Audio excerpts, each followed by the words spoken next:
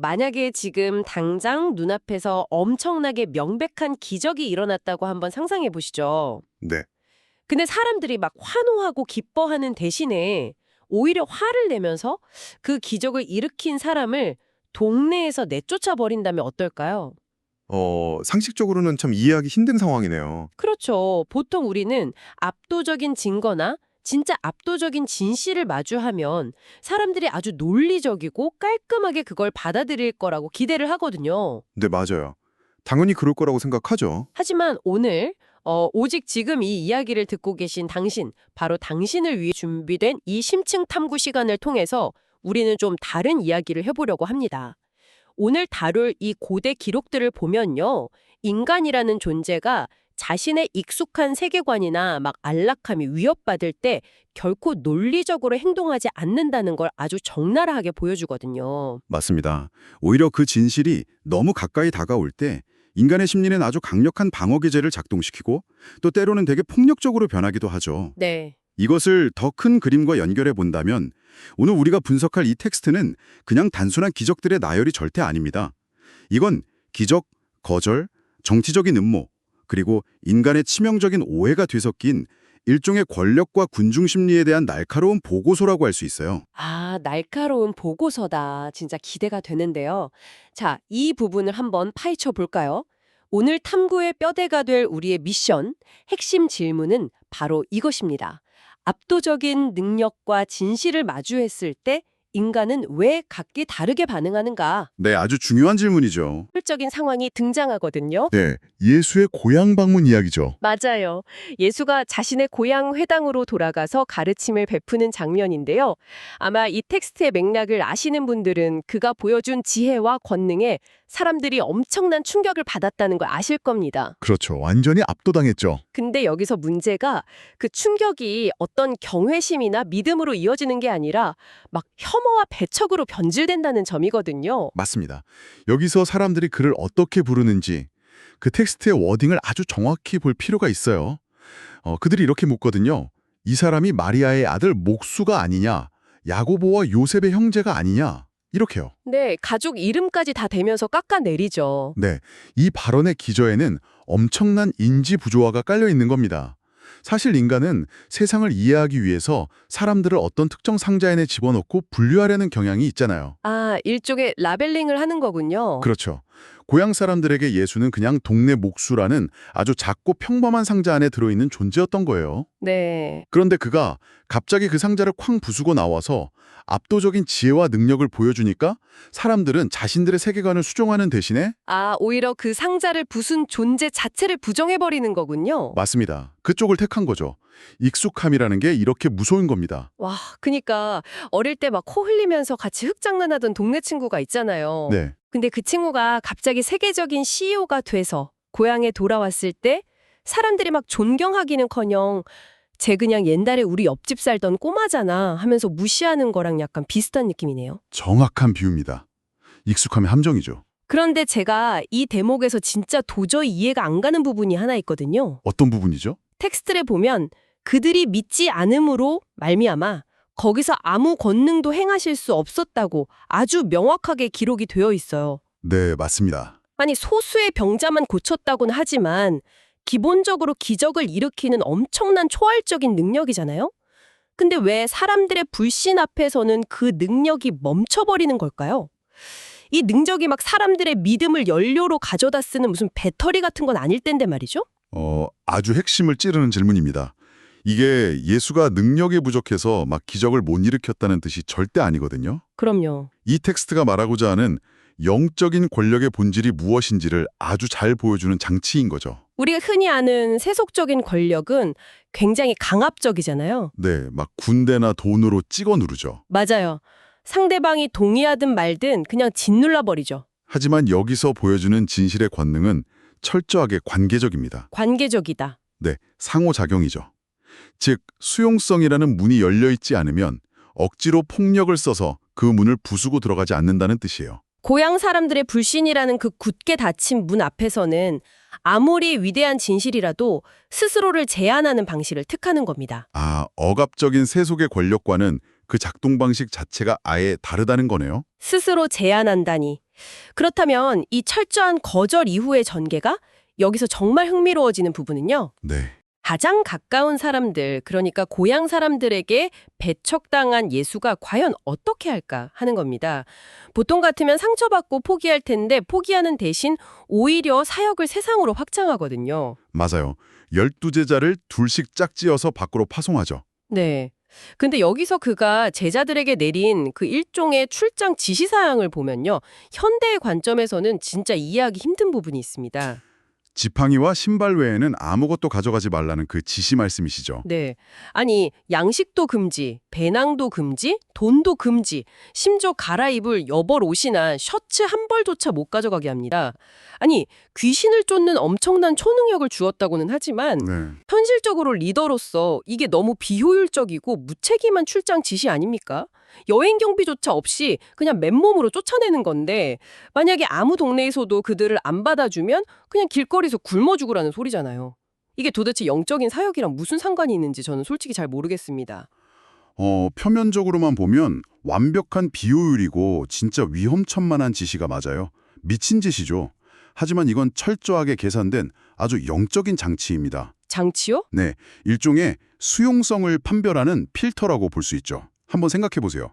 만약 제자들이 돈도 넉넉히 챙기고 여벌의 옷도 챙기고 즉 자신들만의 자본을 잔뜩 가지고 갔다면 어떻게 됐을까요? 뭐 숙소도 알아서 잡고 밥도 사 먹었겠죠. 맞아요. 그들은 카인과 깊이 교류하지 않고도 스스로 생존할 수 있었을 겁니다. 돈이 있으니까요. 하지만 지금 모든 것을 박탈당한 상태잖아요. 완전 무일품이죠. 이런 상태에서는 생존을 위해서 낯선 타인의 환대에 100% 의존해야만 합니다. 즉, 자신들이 전하는 메시지의 진실성, 그 하나만으로 사람들의 마음을 열어야 하는 극한의 취약성 속으로 스스로를 밀어넣는 겁니다. 아, 그러니까 취약성 자체가 오히려 무기가 된다는 말씀이시네요. 그렇습니다.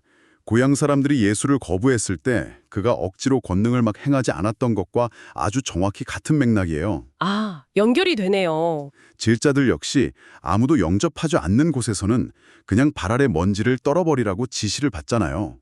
강압적으로 막 메시지를 주입하는 게 아니라 진실을 받아들일 준비가 된 텅 빈 공간, 즉 환대하는 마음을 찾아내기 위한 가장 극단적이면서도 가장 효과적인 전략이었던 겁니다. 와, 아무런 보호장치 없는 무방비 상태의 제자들이 오히려 사람들의 회개를 이끌어내고 병을 고치는 권위를 지니게 된 아주 거대한 역설이죠. 아무것도 가진 것 없는 그 제자들의 가벼운 발걸음이 무거운 권력보다 오히려 진정한 권능을 발휘했다는 게 정말 놀랍네요.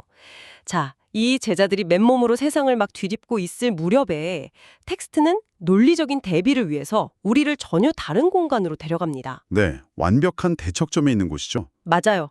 제자들의 그 가진 것 없는 권력과는 정반대로 세상 모든 것을 다 가진 듯하지만 실상은 가장 텅 비어 있고 나약한 군주, 바로 헤롯 왕의 궁전입니다. 이 두 장면의 교차 편집은 진짜 치밀하고 예술적입니다.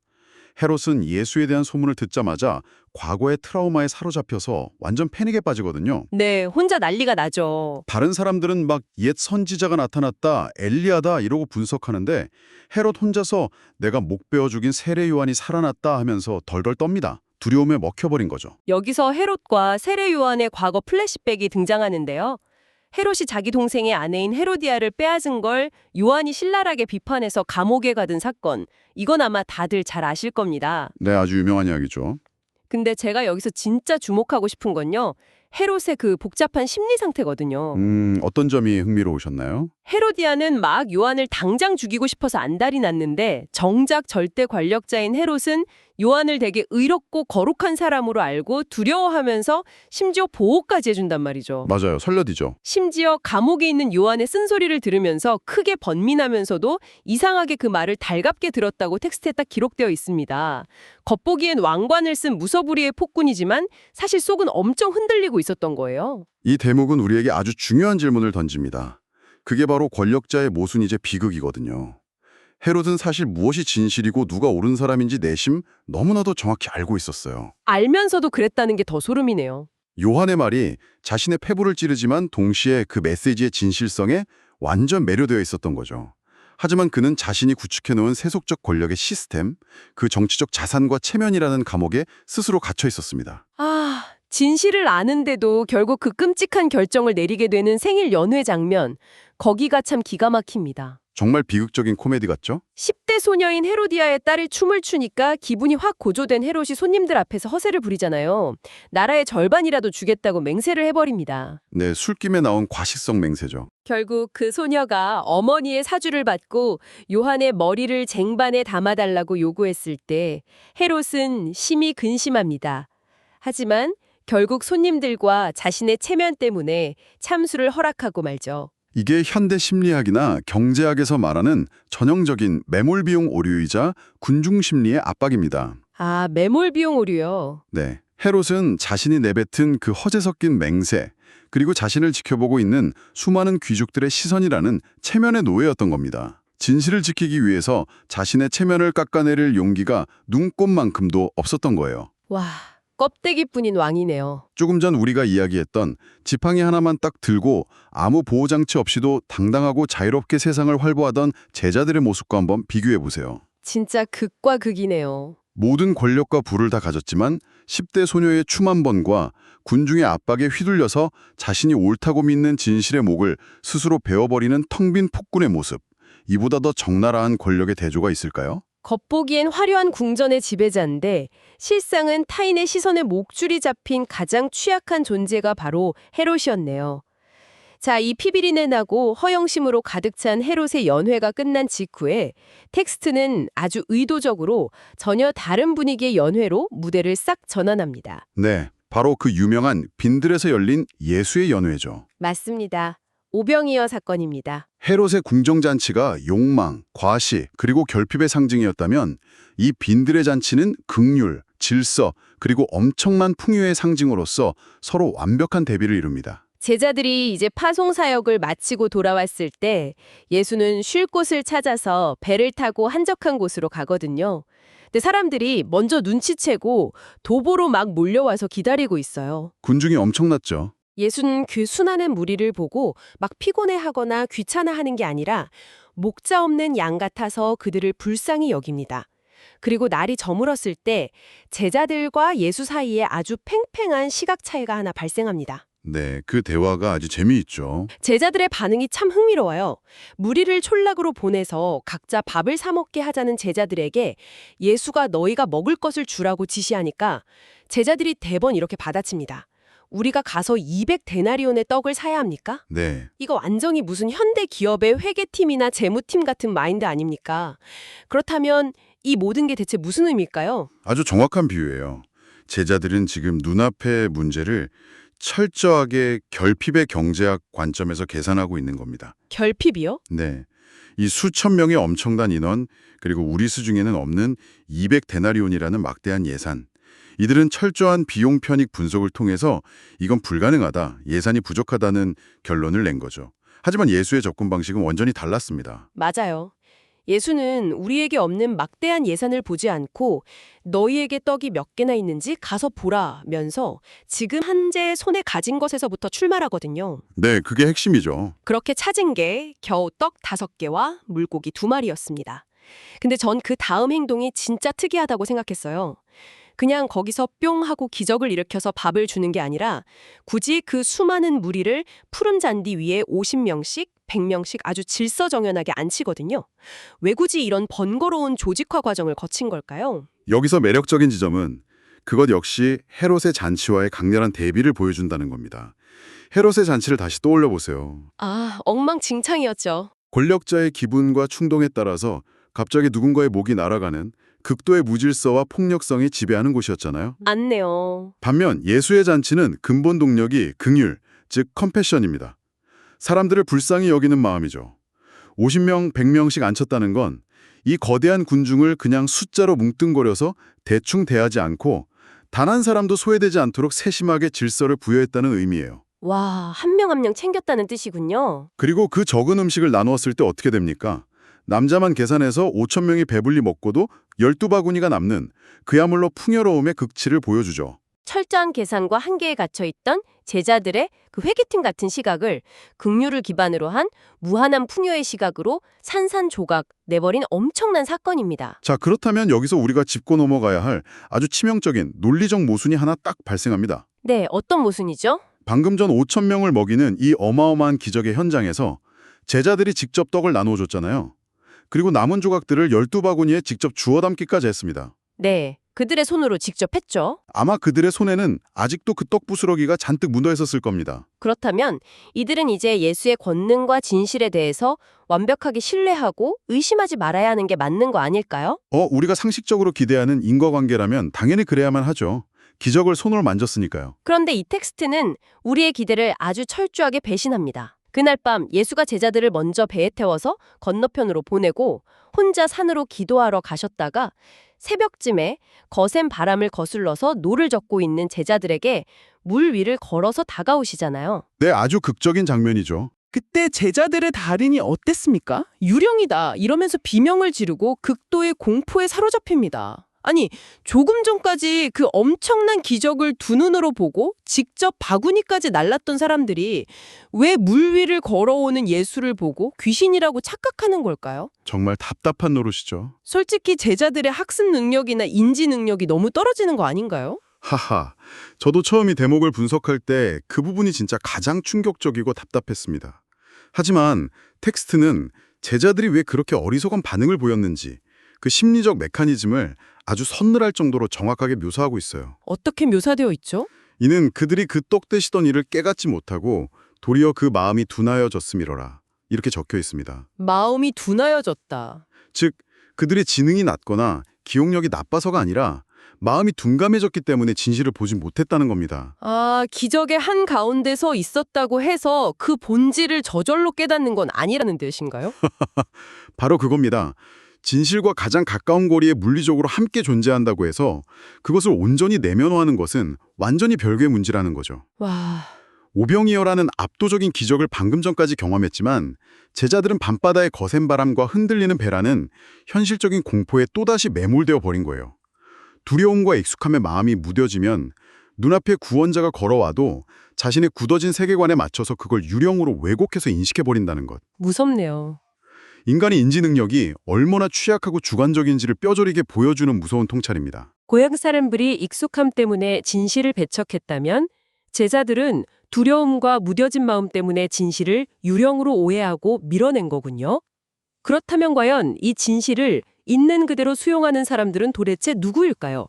이 이야기의 마지막 여정인 게네사렛 땅에 도착했을 때 드디어 그 해답이 나옵니다. 네, 앞선 모든 거절과 오해를 완벽하게 뒤집어버리는 아주 강렬한 대조의 장이 펼쳐지죠. 배가 게네사렛 땅에 닿자마자 사람들이 예수를 즉각적으로 알아봅니다. 고향 사람들처럼 막 제 목수 아니냐, 족보를 따지지도 않고 제자들처럼 유령이라고 오해하지도 않고 200데나리온을 계산하면서 예산을 따지지도 않습니다. 그냥 본능적으로 아는 거죠. 네, 그저 온 지방을 달려다니면서 병자들을 침상째 메고 옵니다. 시장이던 마을이던 예수가 가는 곳마다 찾아가서 어떤 복잡한 철학적인 논쟁이나 증명을 요구하는 대신 그저 옷가에라도 손을 대게 해달라고 간구하거든요. 맞습니다. 그리고 그 옷자락에 손을 댄 자는 모두 치유를 받습니다. 이 게네사렛 사람들에게는 고향 사람들의 선입견이나 제자들의 복잡한 셈법이 전혀 없습니다.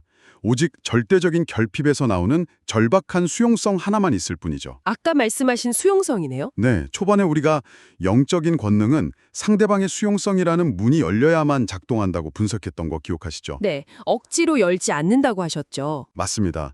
진실이나 권능은 결국 그것을 간절히 원하고 마음을 텅 비운 자들과 만날 때 가장 폭발적인 결과를 낳는다는 것을 아무것도 몰랐던 이 낯선 게네사렛 사람들이 직접 증명해 보이고 있는 겁니다. 오늘 우리가 다룬 일련의 사건들에 하나로 쫙 꿰어보니까요.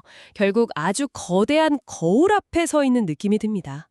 이 텍스트는 2000년 전의 고대 기록이지만 그 안에 담긴 인간 군상은 진짜 소름 돋을 정도로 현대적인 우리의 모습과 너무 닮아 있어요. 완전히요. 인간의 본성은 변하지 않으니까요. 우리는 종종 어떤 압도적인 진실이 내가 아는 범주를 벗어난다고 해서 고향 사람들처럼 그냥 무시해버리기도 하고요. 또 어떨 때는 헤롯처럼 내 체면이나 타인의 시선에 갇혀서 알면서도 진실의 목을 베어버리기도 하잖아요. 또 어떤 때에는 제자들처럼 엑셀표와 예산이라는 현실의 한계에 갇혀서 우리 손에 이미 쥐어진 가능성을 너무나도 쉽게 포기해버리기도 하죠. 맞습니다. 오늘 심층 탐구의 미션이었던 압도적인 진실 앞에서 인간은 어떻게 반응하는가에 대한 답은 결국 우리 각자의 마음 상태, 즉 수용성에 달려있다는 결론에 이르게 되네요. 그래서 오늘 탐구를 마무리하면서 지금 이 이야기를 듣고 계신 분들께 이 질문을 하나 남기고 싶습니다. 네. 혹시 우리도 진실과 너무 가까이, 너무 오래 붙어 있어서 익숙함에 취해버린 나머지 도리어 마음이 무뎌져 버린 배안의 제자들은 아닐까요? 어쩌면 지금 이 순간에도 놀라운 기적과 진정한 통찰이 우리 삶의 거친 파도를 뚫고 걸어오고 있는데 우리가 만들어 놓은 굳어진 선입견 그리고 두려움이라는 렌즈 때문에 그것을 유령이라고 착각하면서 애써 밀어내고 있지는 않은지 오늘 하루 조용히 돌아보셨으면 좋겠습니다. 네, 무뎌진 마음을 깨우고 다가오는 진실을 유령으로 오해하지 않는 그런 활짝 열린 시각과 수용성이 우리 모두에게 참 필요하지 않나 생각됩니다. 오늘 준비한 깊은 사유의 시간은 여기까지입니다. 다음에도 우리의 굳은 생각을 확 흔들어줄 또 다른 지적 탐구로 찾아오겠습니다. 계속해서 깨어있는 마음으로 세상을 마주하시길 응원합니다.